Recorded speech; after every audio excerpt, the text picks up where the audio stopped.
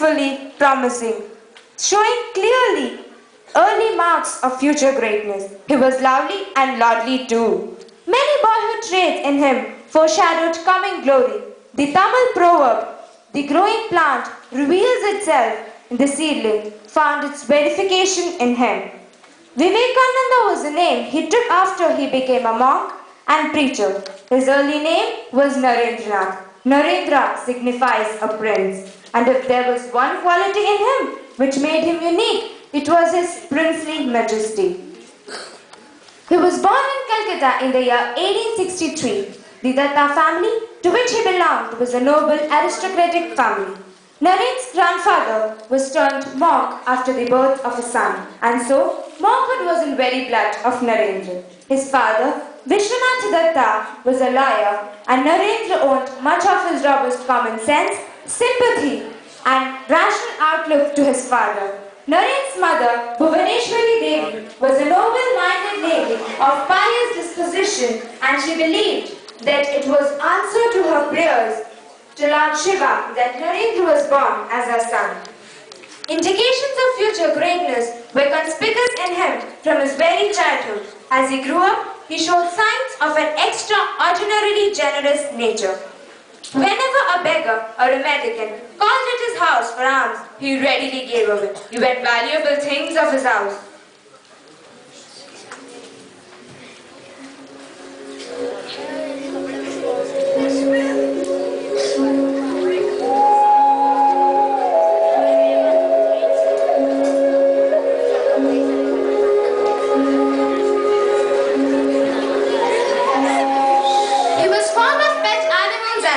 And had several such dumb companions, some of them being a cow, a goat, a monkey, a peacock, and pigeon.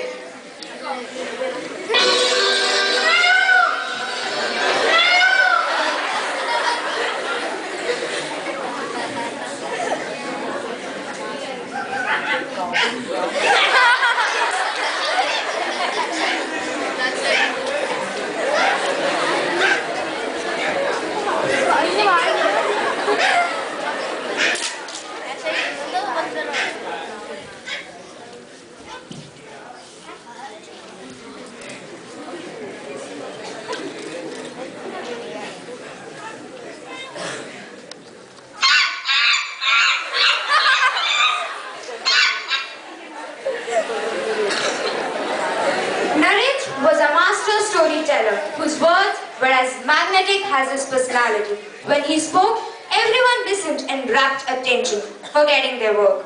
Here's presenting an episode inspired by his life. One day in school, Narendra was talking to his friends during a class recess. You know, a long time ago, Lord Narada asked Lord Vishnu whether he was his best disciple or not. Lord Vishnu did not answer. Instead, he said that I'll take you to planet Earth, to a farmer's home, and there you can decide it for yourself. Meanwhile, the teacher entered the classroom.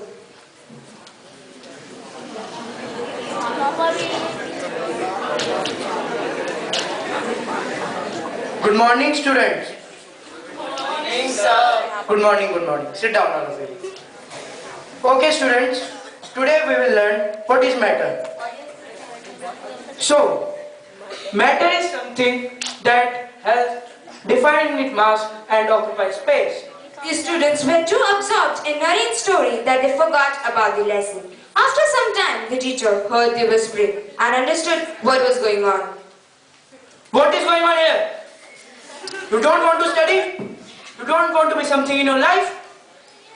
You, get up. Define matter. I don't know, sir. You, stand up. Can you tell what I was lecturing about? And you, stand up. What is matter? Narendra, stand up. Define matter. Sir, matter is anything that has mass and occupies space. Very good. Sit down. Now all three of you, stand up. I said stand up. Narendra, why are you standing? Sir, I'm sorry, but I should not sit. But why? Because it was me who was talking to them. Then how did you manage to answer my question? Sir, even though I was talking to them, I paid attention to what you said. I am very glad that you spoke the truth. All of you should learn from Narendra that honesty is the best policy. This brings out his honesty as well as talent. That is, his mind could work simultaneously on two places. While he had engaged one part of his mind in talking, he had kept the other half on the lesson. So, when the teachers asked him, he answered correctly. Not only in his intellectual capacities, but also in qualities of heart like resourceful, courage, self-confidence, etc. He showed striking signs of excellence. Now presenting Vivekananda himself.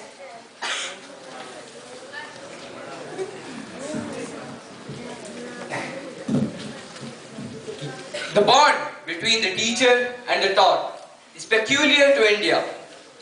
The teacher is not just a man who comes to my house to teach me and I pay him and there it ends. In India, it's more like an adoption. The teacher is more than my own father and I am truly his child.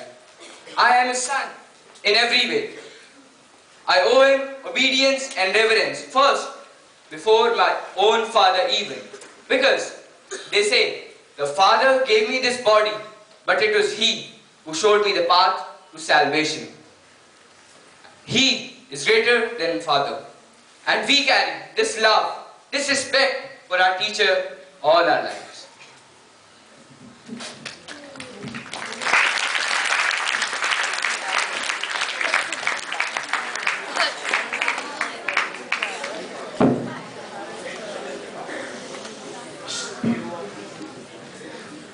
You are the makers of your own futures.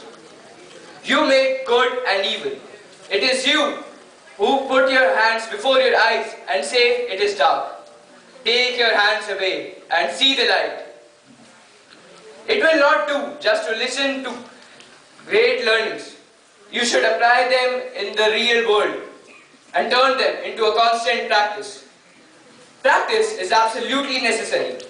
You can sit by the hour every day and listen to me, but if you do not apply them, then you will not get a step further. Books cannot teach God, but they can teach ignorance. Their action is negative. We beg India students to drink at the man-making foundation that Swami Vivekananda is. His message is a tonic to drooping souls and he is an awakener, power excellent. Let's salute him. Thank you.